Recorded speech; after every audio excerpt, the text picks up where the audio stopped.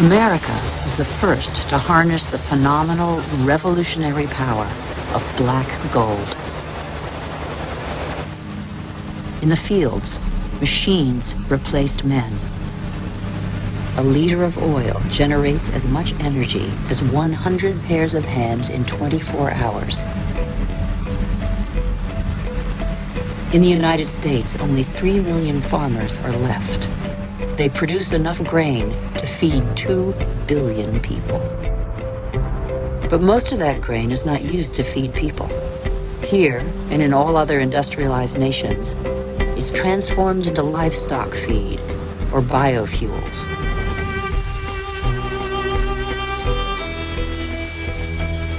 The pocket of sunshine's energy chased away the specter of drought that stalked farmland. No spring escapes the demands of agriculture, which accounts for 70% of humanity's water consumption. In nature, everything is linked. The more a country develops, the more meat its inhabitants consume. How can growing worldwide demand be satisfied without recourse to concentration camp-style cattle farms? Faster and faster, like the life cycle of livestock which may never see a meadow. Manufacturing meat faster than the animal has become a daily routine. In these vast food lots trampled by millions of cattle, not a blade of grass grows.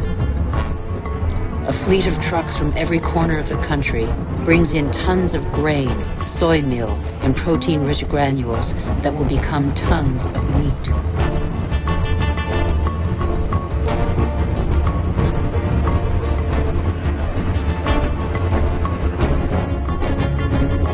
The result is that it takes 100 liters of water to produce 1 kilogram of potatoes, 4,000 liters for 1 kilo of rice, and 13,000 liters for 1 kilo of beef, not to mention the oil guzzled in the production process and transport.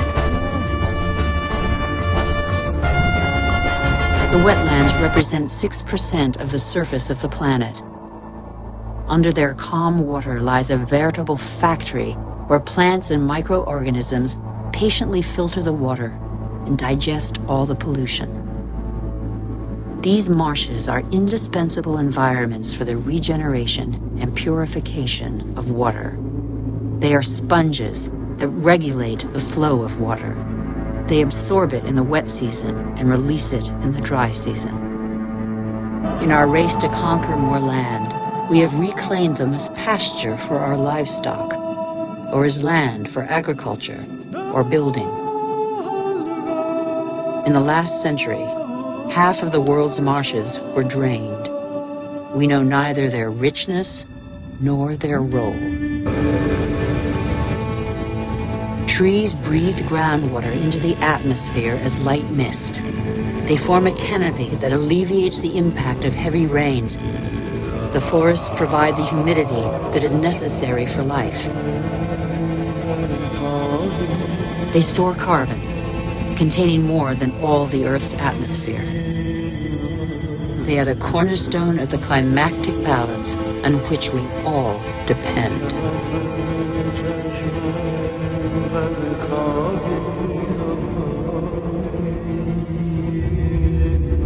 The trees of the primary forests provide a habitat for 3/4 of the planet's biodiversity.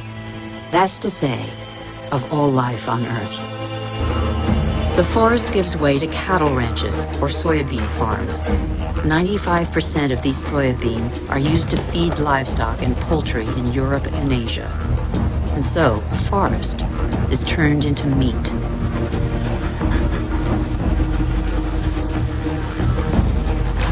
We have created phenomena we cannot control. Since our origins, water, air, and forms of life are intimately linked. But recently, we have broken those links. Let's face the facts. We must believe what we know. All that we have just seen is a reflection of human behavior.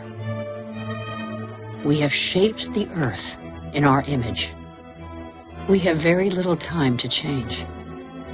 How can this century carry the burden of 9 billion human beings if we refuse to be called to account for everything we alone have done?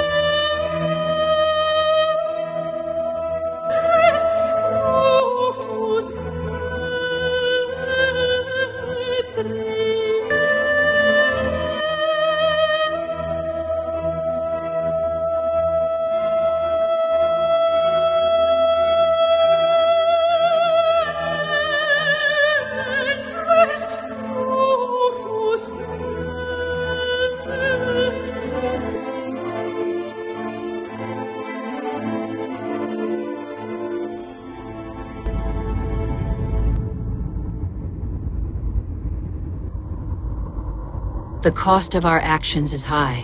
Others pay the price without having been actively involved. I have seen refugee camps as big as cities, sprawling in the desert. How many men, women, and children will be left by the wayside tomorrow? Let's be responsible consumers. Think about what we buy. It's too late to be a pessimist. I've seen agriculture on a human scale. It can feed the whole planet if meat production doesn't take the food out of people's mouths.